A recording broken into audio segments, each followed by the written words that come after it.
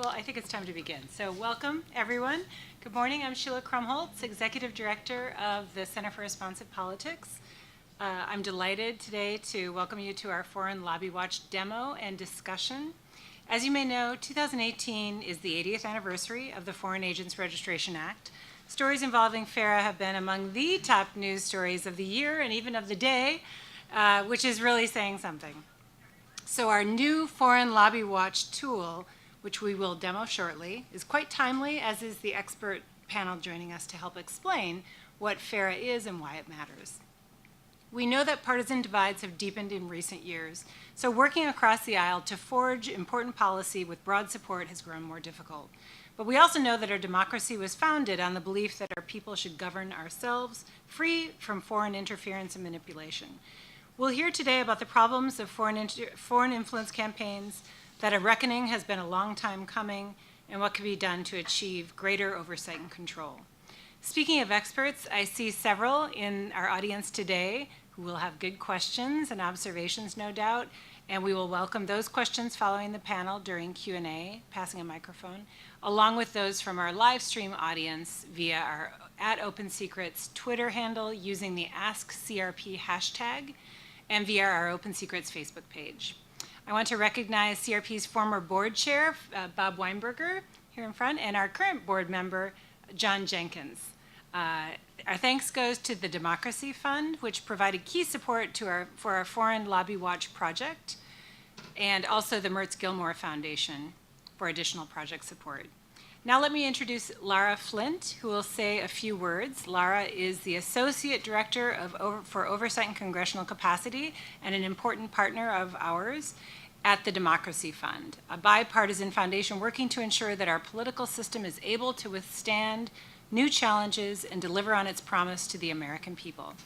Lara leads the governance program's work to ensure our government is transparent and accountable to the public, among other responsibilities. She has more than 15 years of legal, public policy, and government experience, including a decade on Capitol Hill, and we are delighted to work with her and her team. Lara? Thank you so much, Sheila. We're delighted to have the opportunity to support the Foreign Lobby Watch database, which is another important transparency project of the Center for Responsive Politics.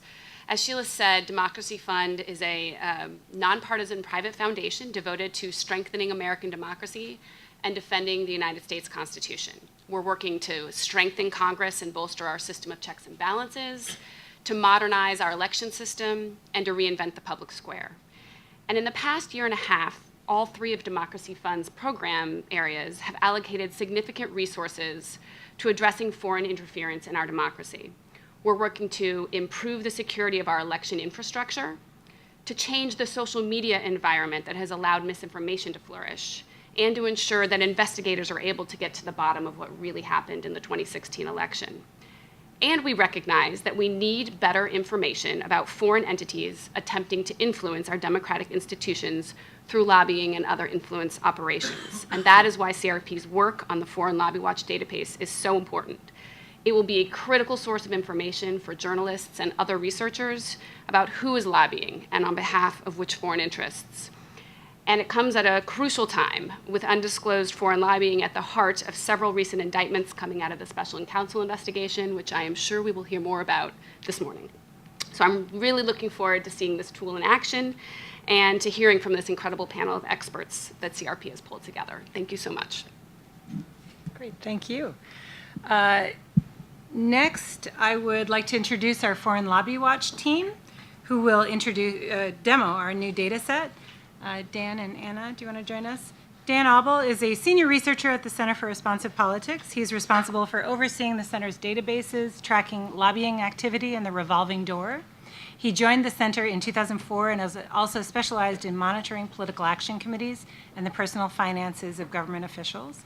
Anna Masolia is CRP's nonprofits and FARA researcher. She works on the Foreign Lobby Watch project, as well as CRP's data on politically active nonprofits and other non-disclosing groups. Dan and Anna? Good morning. So we'll walk through the Foreign Lobby Watch website for a few minutes here. In 2017, the Center for Responsive Politics launched a tool designed to make exploring documents filed under the Foreign Agents Registration Act easier and more reliable than the limited tools available from the Department of Justice. However, all of the information in those reports was still locked up in PDF images, limiting the possibilities for analysis. But we recently unveiled the new Foreign Lobby Watch section of OpenSecrets, which recenters the focus on the foreign interests that spend and make money influencing policy and opinion in the US. And today we'll spend a few minutes walking through the additions and improvements to the website. From the home page, you get a snapshot of the different ways to look at foreign spending, including the top line numbers, like the fact that over $500 million were spent during 2017 and the first half of 2018. We also see here the top spending countries and foreign principals. That is the groups that are actually spending the money. So let's start by looking at a country, and since they turned out to be the biggest, let's take a look at South Korea.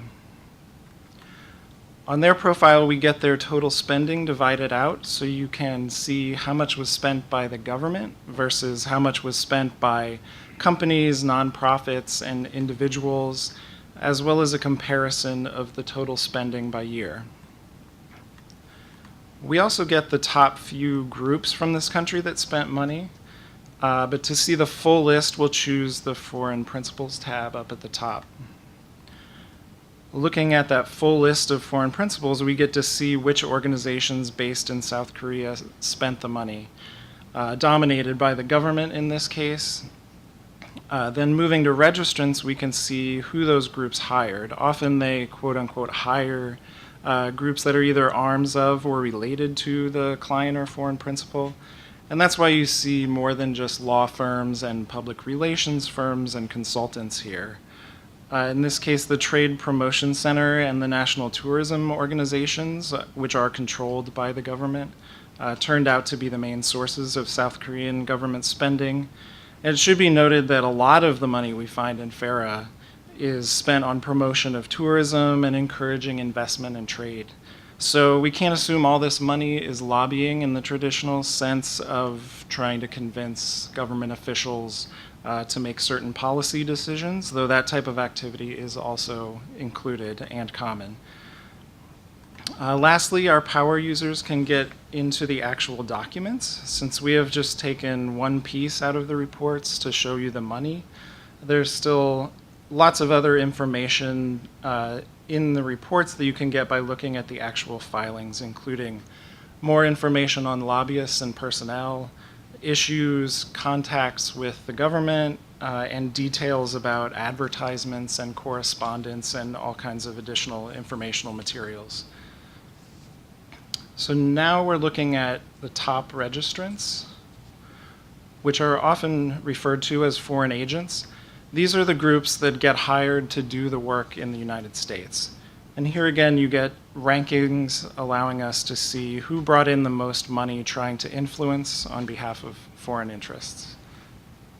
Let's check out a law firm that is a big player in both the Lobbying Disclosure Act world, which is largely, though not completely, concerned with domestic organizations lobbying, but is also a major representative of foreign clients, Akin Gump. Again, we have a summary page that gives you a snapshot of how much they made from FARA-related work and who their big clients are. In this case, so far this year, it's been the UAE, which was involved in an ongoing embargo of Qatar last year that also included Saudi Arabia and Egypt and a few other countries. In 2017, their biggest client was the government of British Columbia in Canada, which made Canada their top country. Moving through, we can see all the other countries they represented and the specific foreign principals from those countries. Clicking on any of these names in the list, of course, will take us to a profile that shows more detail about the activity. Without additional data entry, the lobbyist information we have is limited to new filings, either when someone gets a new client or if they're entirely new to FARA. But we do know which registrant or foreign agent they worked for. So here we provide, and we also here provide link to the domestic lobbying data when we were able to find a match for that person.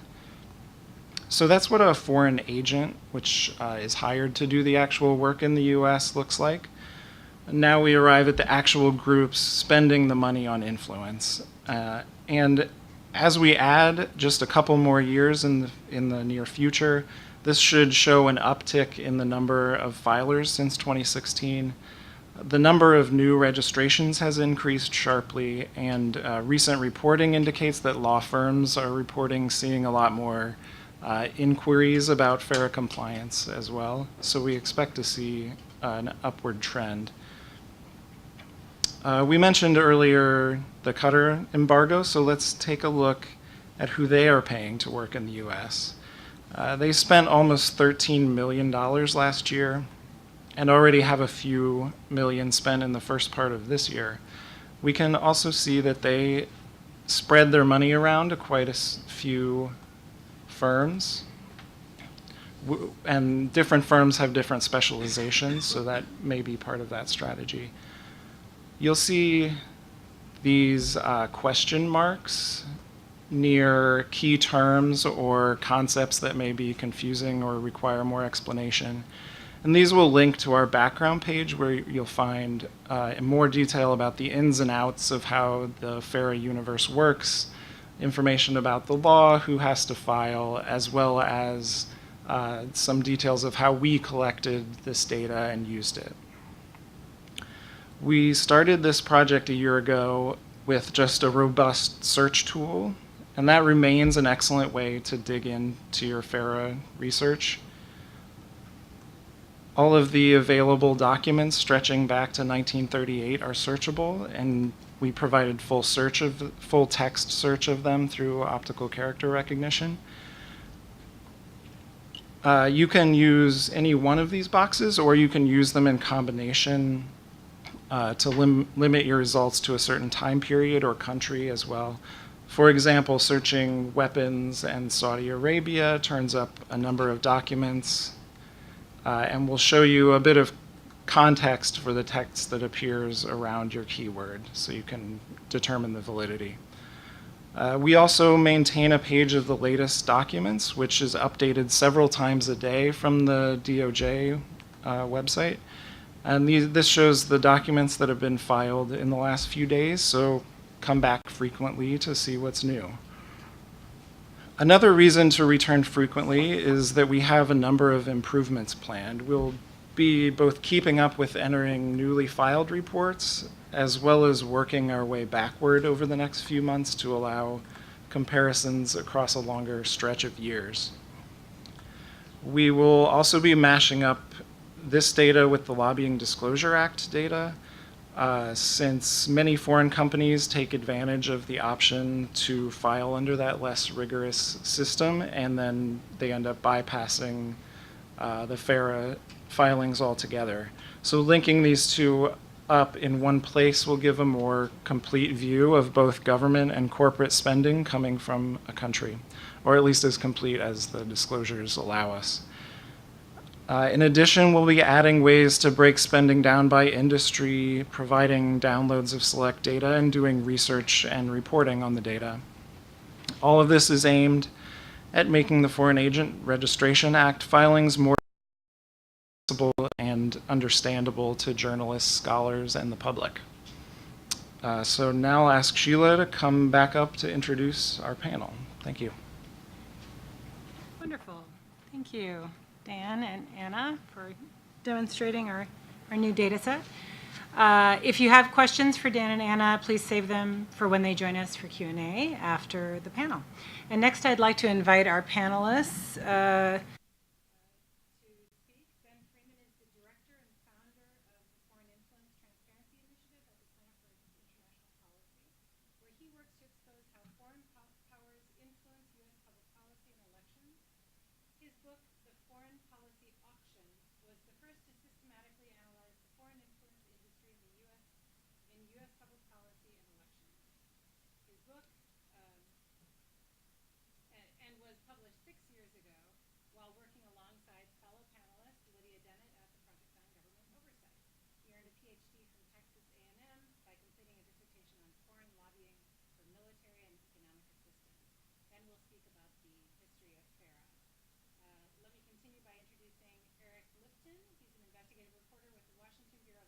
Times, where he writes about federal regulatory policy during the Trump administration, particularly as it relates to energy and the environment.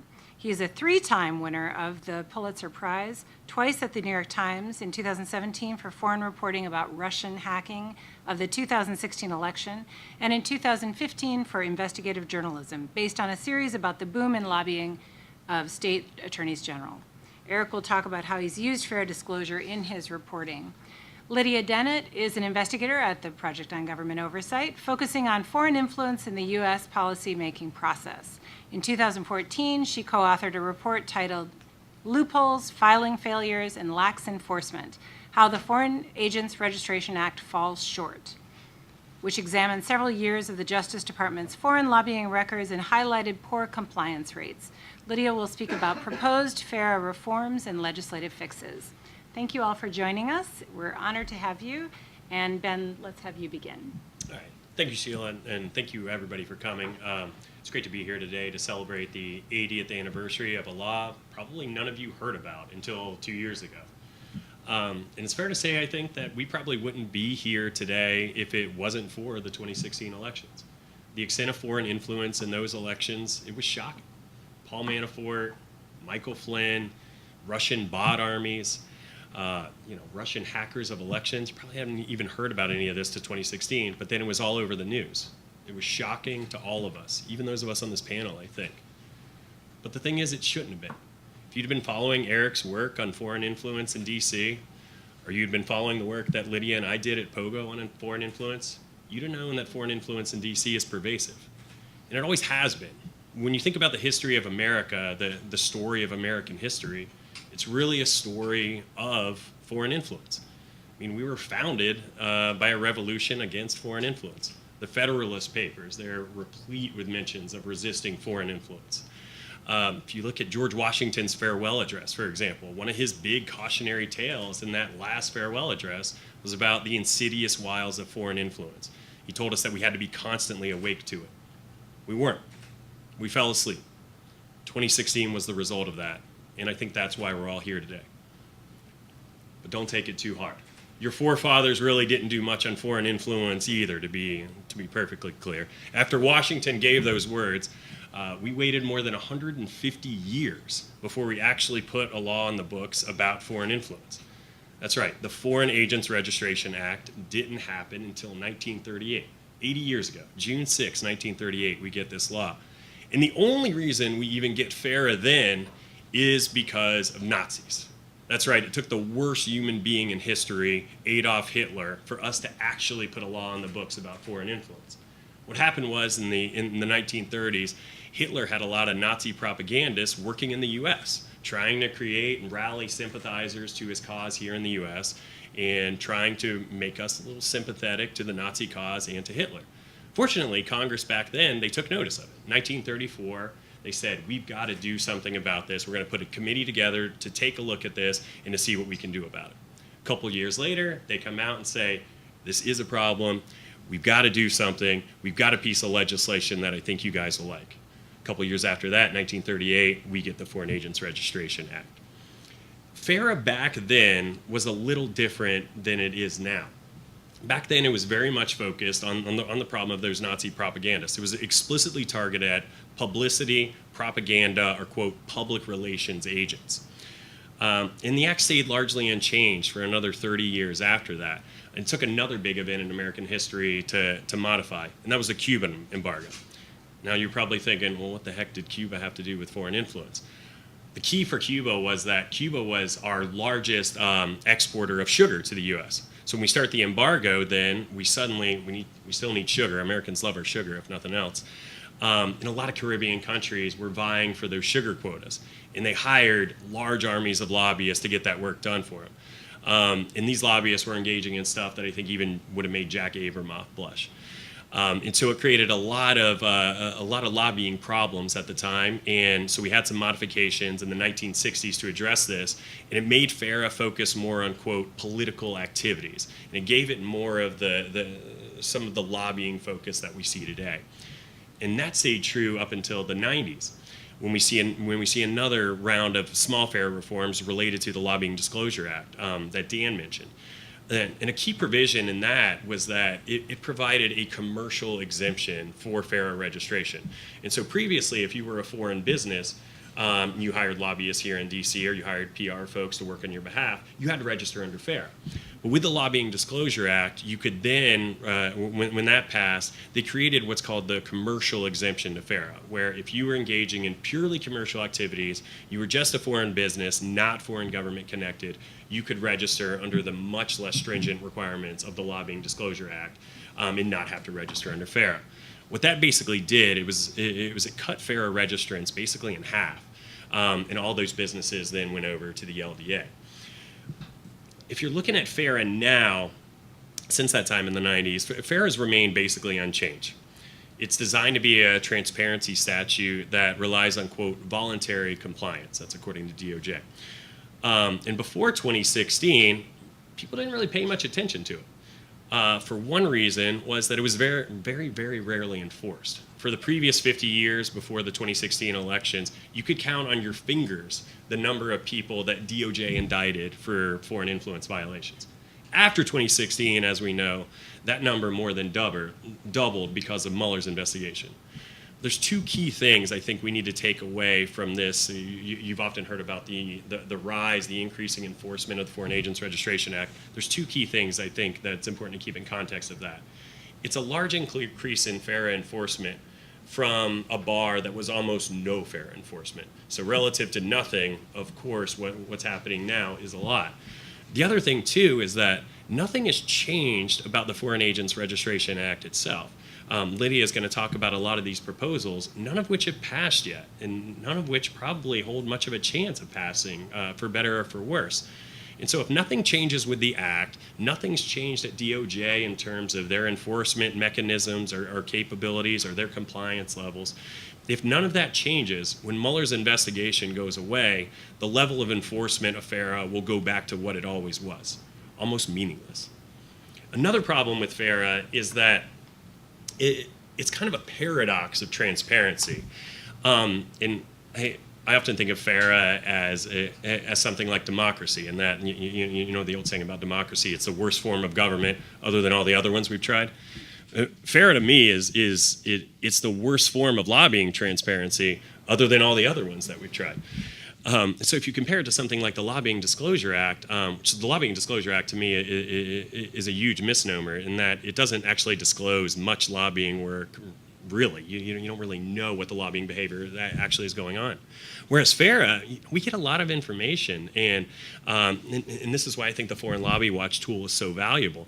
You have all this information that's out there, and it's hidden in plain sight. It really is an open secret. And you've done such a wonderful job with the Foreign Lobby Watch tool to bring that information out, to make those secrets public. And you're making them public in a way where it's not just accessible to folks like Eric, Lydia, and I, who are well-versed in the terrible FARA.gov website and are able to dig through these horrible PDFs that Dan mentioned. But this tool makes it accessible to anybody out there. And anybody who's watching online, wherever you are, you can go on Foreign Lobby Watch right now, and whatever country you're interested in, whatever member of Congress, whoever it is, your own member of Congress, you can look and see what they're up to in the foreign lobbying world. And I think that level of transparency is what makes this tool so valuable. And we've got a lot more work to do, but I think this is a good day to celebrate FARA and a good day to celebrate the database. Thank you very much. Wonderful, thank you. And next we'll have Eric, and we're going to have Eric sit here so he can use his display.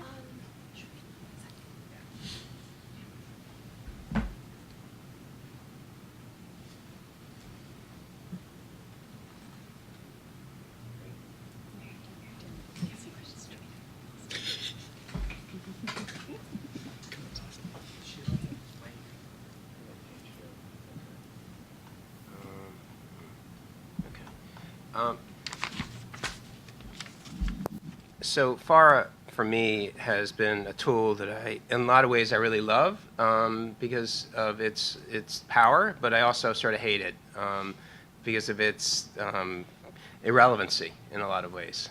So It's something that I wish that the LDA for corporations was as powerful as FARA, and that I would really have much more visibility into what's going on in terms of lobbying in D.C. if the standards of FARA were applied to all corporate lobbying. And so I just sort of, this is an example of an LDA disclosure. And what I picked here actually is a German pharmaceutical company.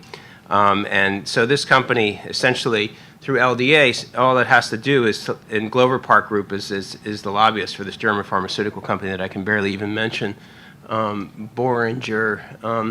And so all that they have to do is list who represents them, and then if their person that represents them previously worked in the administration or in Congress, and then what the areas that these lobbyists are working on for them. So you know nothing about, it's an acronym, general agricultural issues. That's all we know about their lobbying. So it just simply tells you a tiny bit. So, think FARA, which I'm going to give you an example of what is called the supplemental in FARA. You'll see it's an incredible document compared to this LDA disclosure. So in a lot of ways, that's why I love FARA, because the level of information that I get is so much greater. But then there's so many things about FARA that to me, aren't that helpful, and that they're sort of distorting what we think is in there. So we talked briefly about Korea, and I sort of pulled out some Korea information as well. And so we know that Korea tops the list in terms of influencing supposedly the United States. But when you dig down and look at it, this is they're called the Exhibit AB. So this is when they file who is doing the work and who they're working for. They actually have to file the contract, and then this is the AB form. And then in addition, once you file the AB form, every 6 months you have to file what's called the supplemental. The supplemental is like the gold mine of data about what's actually happening. This is the supplemental here for this one of the biggest spenders under the Korean foreign lobbying operation, and it's a Korean broadcasting operation. So they're basically, most of their money is spent on television licensing fees, and then they basically have a bunch of broadcast channels. This is from their website around the U.S. And they're broadcasting Korean language news to Korean Americans that live here. And now, to some extent, if you're looking about the equivalent of Nazi propaganda, I mean, they could be using this television network to try to influence, if they wanted to. They could be using it as a way to try to influence public opinion, and that's to some extent why FARA was created. But as we think about foreign agents lobbying the United States, much of what is in the FARA database is actually not what we think of as foreign agents. So you got the British Tourist Authority, the Caribbean Tourism Organization, the Government of Bermuda Department of Tourism, the Austrian National Tourism Office. I mean, big dollars. I mean, the bulk of the money expended in FARA is actually nothing to do with what we think of as foreign lobbying. And it's mixed in there, and there's no way to disaggregate it. So the total numbers are actually a distortion of what we traditionally think of as foreign lobbying. A very narrow set of the overall numbers represent, what we consider foreign lobbying. That said, inside there, and now we're looking at another Glover Park Group disclosure. This is a Glover Park Group, same, former Clinton administration buddies that created their now quite big bipartisan lobbying firm, here it is then, and this is their supplemental. Now, so instead of now filing on behalf of a corporation and an LDA, this is their supplemental, which the lobbying entity needs to file every 6 months. So they file for all of their clients. And let me just sort of show you this is every contact that they have made with any federal government official or journalist or party in the United States that they've made in 6 months by client. So if you're a reporter writing a story about a lobbying effort by any government, and you can see every email, every meeting, every phone call with the name, time, and date. I mean, talk about the story is almost written for yourself right there. I mean, the level of information by client, especially if you can then go into the Center for Responsive Politics and do word searches and find you can search a topic and a country and a person and find that information instantly now, instead of having to go into the DOJ database and pull out these PDFs and then search them manually because or OCR them and then search them. And this is still Go Report Group's filing for one filing of all of their contacts. And so you see what a powerful tool FARA can be. And then they have to list how much they were paid by each foreign, this is Abu Dhabi, Saudi Arabia, Morocco, and then they list every campaign contribution they made. I mean, it's like it's a single shopping. You can do everything in one place. I mean, you got all their contacts, their actual payments, all of their campaign contributions. I mean, for a reporter, here it is. I mean, the story writes itself. And then they actually have to include any materials they should be including. They don't always do it, but materials that they provided as part of their lobbying. I mean, you get their lobbying decks. It's just like what for an LD for a corporation to be able to get their lobbying deck, the document they're passing out on Capitol Hill. Now they don't always do that. I mean, more often than not, they don't. Then there's no enforcement. But the law says that they should be providing as part of their supplemental, or in addition, they should be submitting to DOJ any materials that they're distributing as they attempt to propagandize in the United States. Okay, so this is why I love FAR. I mean, when you're working on a story in which there's proper disclosure, it is a level of disclosure that's unprecedented in terms of understanding lobbying, and it's an incredible tool. Okay, so that's how I love FAR. This is why I hate FAR. Most of the time when I'm writing about FAR, I'm writing about people that don't FARA, And the problem in Washington is that most of the foreign lobbying that's going on is not being done through FARA. People are just ignoring it across the board. And so I spend most of my time, and so do other reporters, writing about foreign lobbying that is outside of the system, and so that we have none of this visibility because the documents don't exist.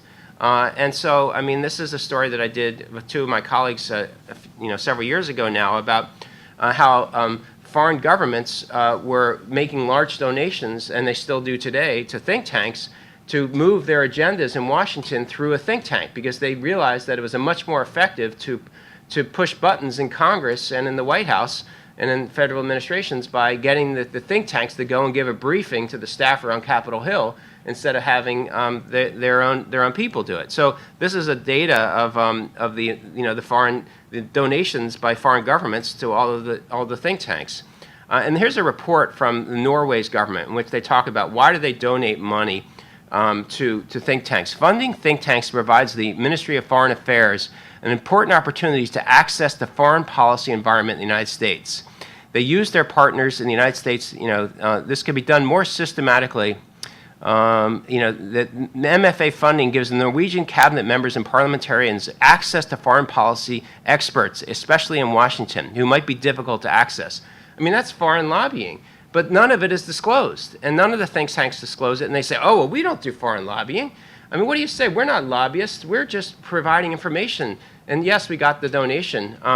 And there's other ways, so many other ways that foreign lobbying that my colleagues have written about that in the now subject George Nadler and Elliot Brody were doing foreign lobbying. We obviously know about Manafort and the foreign lobbying he was doing. And that's the problem with FARA is that while this tool is a tremendously powerful, we're missing much of what is really going on. And until there's better enforcement or a better law or more reporting and more visibility, much of what is happening in terms of the foreign lobbying space is sort of unknown, and that's unfortunate.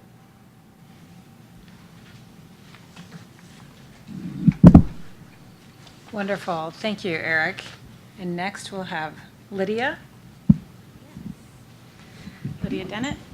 So we've heard a lot about FARA and sort of its deficiencies and where it falls short. So let's talk a little bit about the proposed fixes for how we're going to fix this law and update it and modernize it. So there are a number of bills currently that would address the FARA problem and various aspects of the FARA problem. Some of them just sort of deal with very specific little things, but there are a few that are trying to provide comprehensive FARA reform. So I'd like to talk about the kind of three various tacks that they are attempting to sort of use to improve the law. And one of them is to improve the Department of Justice's ability to investigate potential FARA violations. So obviously there's a lot that the DOJ is missing when it comes to FARA. And one of the things that they have been requesting for a number of years to sort of add to their investigative toolkit is civil investigative demand authority. And this is kind of like a subpoena-like power. It's incredibly powerful, and it allows the Department of Justice to request a lot of documents about what kind of any entity is doing and require oral testimony and that kind of thing. And they actually do specifically want it to look into think tanks and grassroots groups and that kind of thing. Because it is such a powerful authority and ripe for government overreach, the Department of Justice Inspector General has recommended giving the department this authority, but in requiring 3 safeguards, and that would be that the power would not be delegable, so only one or a few people within the department could actually authorize the use of this investigative power. It would sunset after a period of time, and it would require annual reporting to Congress on the use of the power. So most of the kind of comprehensive FARA bills include giving the department this authority in some way or another.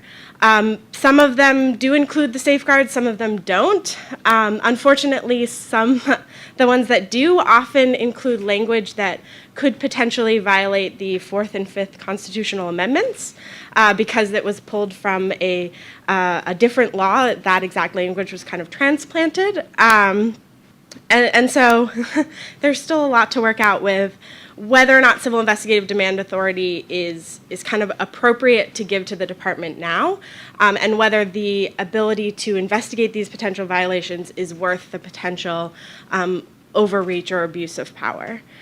So that's sort of one tack that this reform legislation is taking. The other is to sort of improve the enforcement abilities of the department. And that would be to include things like civil fines. So currently the law only includes 2 enforcement mechanisms. They can pursue full-on criminal charges, as we have seen a few times, but not frequently. And then their other sort of option is to just file a civil injunction and have a judge say, stop doing your activities until you follow the law. And they haven't used that authority at all since 1991.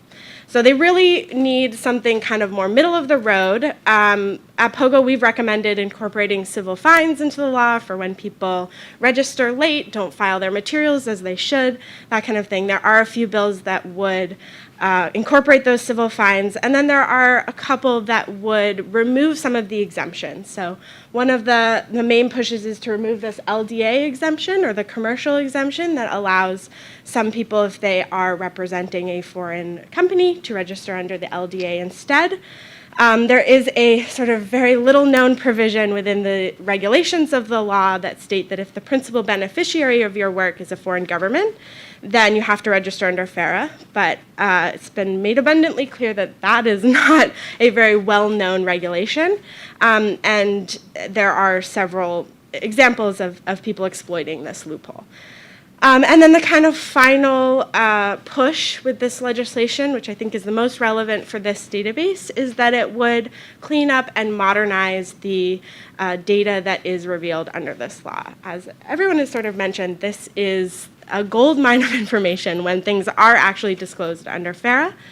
But it really suffers from not having been updated in a number of years. So part of that includes developing a comprehensive enforcement strategy within the department about how to enforce this law, how the data should be made disclosed and all that kind of thing. Another big part of it is to modernize the informational materials definition. So these materials that are actually used lobbying with members and their staff are required to be filed within 48 hours after they've been distributed to 2 or more people. But that sort of language comes from before the days of social media. It's very unclear if every tweet is required to be filed with the Department of Justice and include a conspicuous statement saying that more information is available. And so some of this legislation would modernize that, make it clear that your social media accounts have to have the disclosure statement somewhere, but not every tweet has to have it.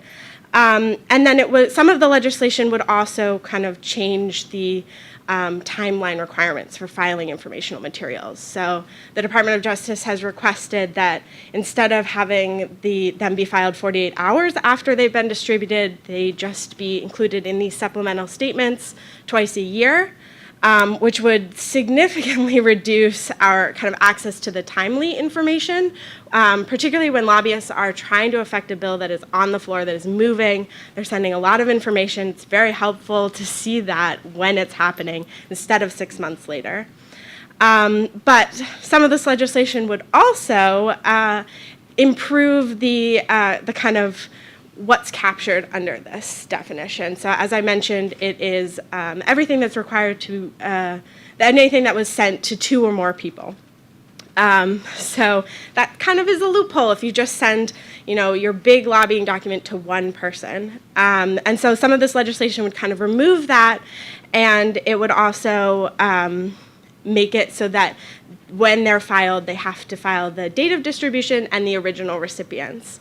So currently, it's very difficult to tell whether these documents have been filed on time, who was, supposed to be invited to this party or see this draft legislation or that kind of thing. Interestingly, that was a requirement back when they were called propaganda materials, back in the early days of the law. They were required to state who the original recipients were and when the documents were sent, and they just sort of got away with that, did away with that when they changed it to informational materials. So one of the pieces of legislation would kind of fix that loophole as well and make the data more useful. And then the last kind of thing that a few of these pieces of legislation do is to modernize the data input and output structures. So all of the sort of FARA search quirks that we've gotten used to would be cleaned up a little bit and certainly make this database a lot more easy to use and have a lot more access to information. The one thing that none of these bills really address, and it is sort of one of the bigger problems with FARA, is the general lack of clarity as to what activities and relationships require a FARA registration.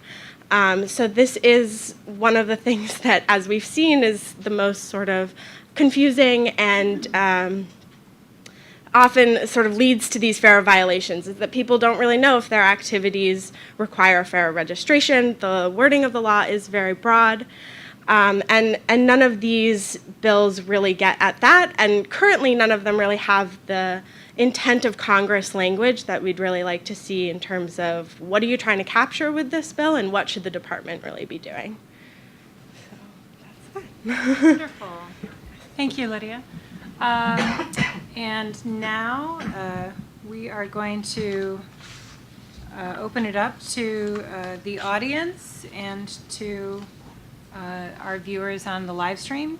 Dan and Anna will join us for the Q&A, but before we turn to questions, I want to remind those watching the live stream that they can ask questions via Twitter at OpenSecretsDC using the hashtag AskCRP and on our Facebook page. And we also have a mic here for the audience. I'm going to use moderator's prerogative and start us off with a question for each of you. Ben, you study and write about how foreign lobbying skews or even corrupts U.S. foreign policy. Is there one egregious case or poster child that over the years stands out in your mind as an undeserving project or policy that foreign influence made possible and that we should learn from to avoid future undue influence? That's a great question and such a high bar. I think one of the most recent examples that sticks out to me was the Saudi Arabia's campaign around JASTA, the Justice Against State Sponsors of Terrorism Act. And basically what this would have allowed to do, folks to do is victims of 9/11. It's actually very pertinent given the anniversary of 9/11. It would have allowed victims' families to sue Saudi Arabia because of the attacks. Saudi Arabia, the Saudi lobby, of course, was not very pleased with this and went on a very active campaign to undermine the law. And amongst other things, one of the more sort of nefarious things that a firm did was they organized trips for U.S. military veterans to come to D.C. and lobby against JASTA. Under the pretext that they could have been, members of the military could have been sued, or they could have been tried in foreign courts for their activities abroad, which was completely untrue. And these veterans were paid for their visits, and they were, needless to say, very unhappy when they found out about this after the fact. Thank you. Eric, we know that the FARA reports show foreign lobbying, but also marketing materials and about trade shows and tourism, as you've discussed, stuff that isn't usually of great interest and barely counts as lobbying. How do you ferret out what's important, and do you recall any examples from years of poring over FARA documents where these disclosures were essential or even the linchpin to an important story?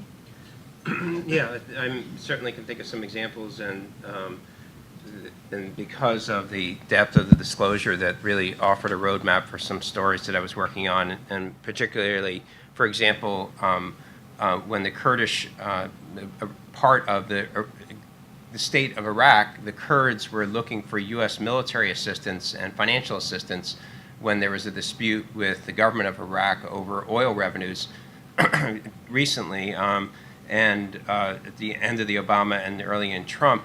The Kurds really sort of went to K Street and hired up some big-name lobbyists and to try to change the position of the U.S. government relative to direct funding for military assistance and economic funding to the Kurds, even though they are not a separate foreign entity. And so I was able to see through the FARA report who their lobbyists were, all the contacts that the lobbyists were making, and even some of the materials that the Kurds were presenting to the federal government. This is all stuff that if it were simply an LDA disclosure, I would not have.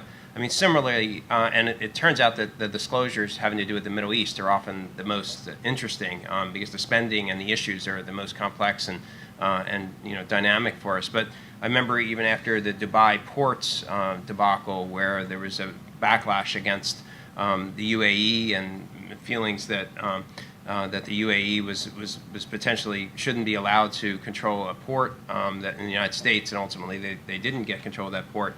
That then the UAE significantly expanded its lobbying in the United States, and I was able to get great visibility into all the tentacles of the UAE operation.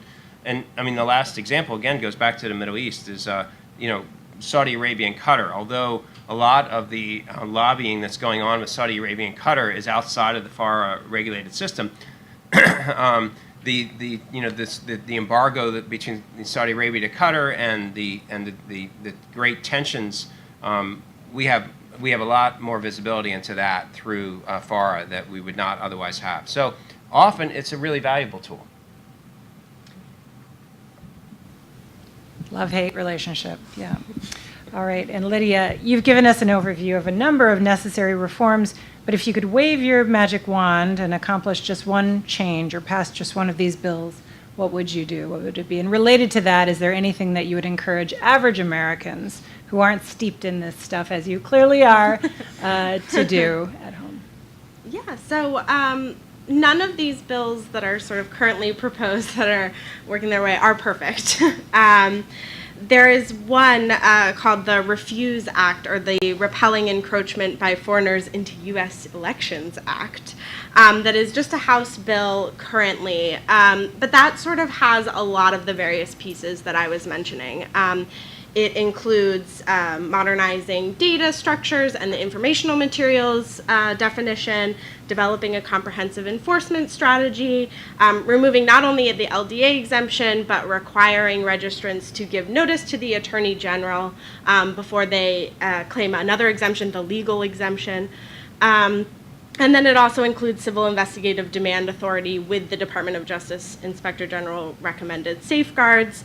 It may run into the same kind of constitutional issues as some other civil investigative demand authority, so it's not perfect by any means. But I think really what I'd love to see, if I were to be able to wave a magic wand, I'd like to see a more comprehensive, full picture of FARA reform in one bill that incorporates a lot of all of this stuff, and really provides that clarity in terms of what the congressional intent is of what should be captured, and what kind of triggers that FARA registration requirement. But in terms of what average Americans can do, I think really just ensuring that this remains a topic and remains something that Congress is focused on improving, and trying to bring attention, I guess, to the weedier issues here that really do matter in terms of access to information and this kind of data.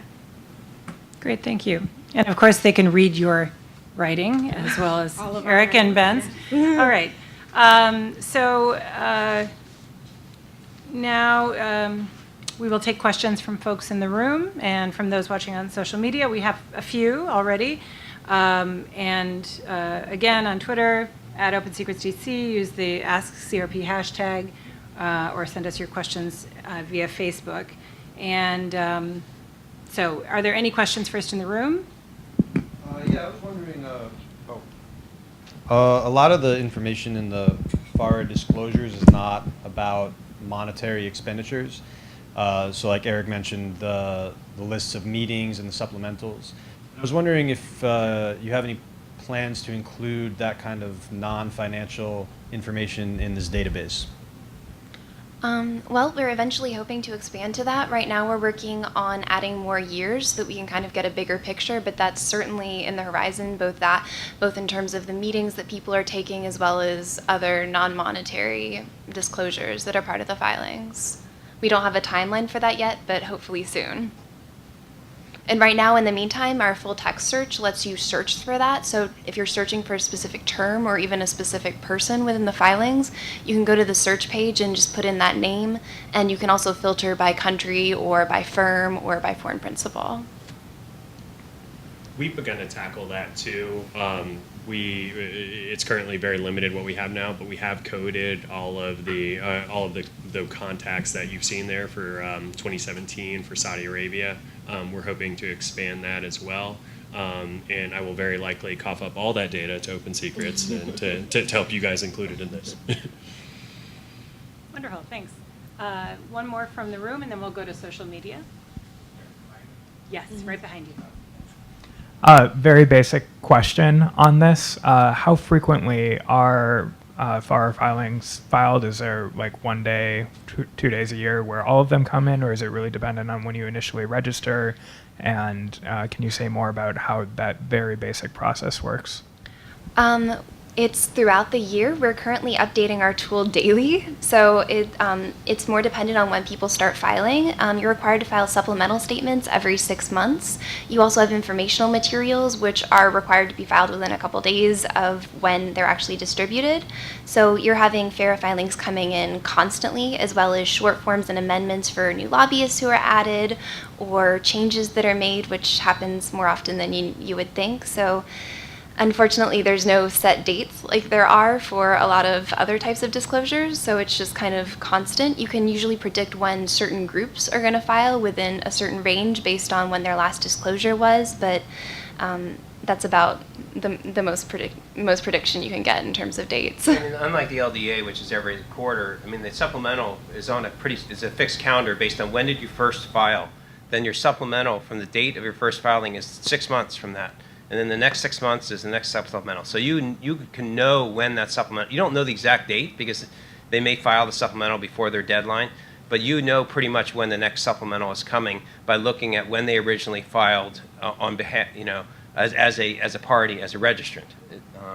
And so, but it's unlike LDA where it's every quarter, or campaign finance where everyone files on the same day. Thanks, Michael. We're going to take one from social media, and I'll open it up to any of our panelists. Why hasn't APAC registered as a foreign agent? I mean, this is something that I wanted to get at, and I didn't have a chance to in my comments, just about the biggest problem with FARA is nonprofits and surrogates.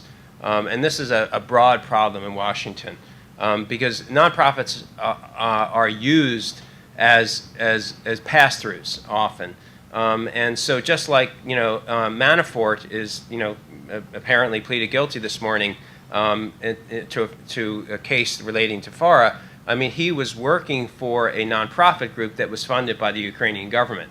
And so the problem is, no matter what legislation passes here, it's probably going to be abused because their nonprofits will continue to define themselves as not being government entities. And they may be taking money secretly from a government operation and not claiming to be a government lobbying effort.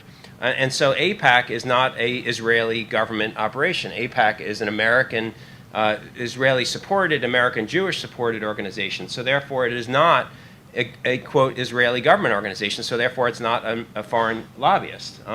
And I mean, just like with when Congress members were forbidden from accepting money from foreign governments to travel, what did they do? Nonprofits began to take money to pay, and the money came from the foreign governments. Turkey, other countries were putting money into nonprofits that then sent members of Congress overseas, and it was the same thing. It was a workaround. So the real problem, no matter what kind of reform occurs here, is surrogates and nonprofits are going to be used to get around the law. Yeah, I mean, I will just add that that's exactly the problem, is that lack of clarity in what kind of triggers that registration requirement, as well as the fact that that principal beneficiary language, that if you're the principal beneficiary of whatever you're doing as a foreign government, then you're required to register under FARA. That's buried in the regulations, very often misunderstood, and I didn't even know about it until Michael Flynn pointed it out. So. Two comments on this, and I completely agree with my other panelists here. And the first thing is that the basic exemption that a lot of think tanks point to is this scholastic activities exemption, and that if you're engaged in bona fide scholastic activities, that's the word used in the Act, you don't have to register under FARA. And so you say, we're a think tank, we have all these great minds, and so we're doing bona fide scholastic work, so we're not going to register. Whether it's bona fide or not, there's no definition provided in the Act, by the way, about what constitutes bona fide. No idea what that is. I think another issue with the think tank funding is that I think it's a very open question whether think tanks and nonprofit groups should register under FARA, and good arguments on both sides. But I think at a very basic level, the American public deserves to know when a think tank is being funded by a foreign government. And right now, think tanks, nonprofits don't have to disclose that information. Whether they have to register for FARA or not, I think there's a very easy fix here. Think tanks already file you have to report your donors to the IRS. That information just isn't made publicly available. Let's make that publicly available. And then at the very least, when you see somebody from a think tank go and testify on the Hill, you can go to their website, or you can go somewhere and at least see, okay, well, this person who's testifying on behalf of this foreign country, well, their think tank actually gets a couple $1 million from that foreign country. You be the judge of their testimony after that.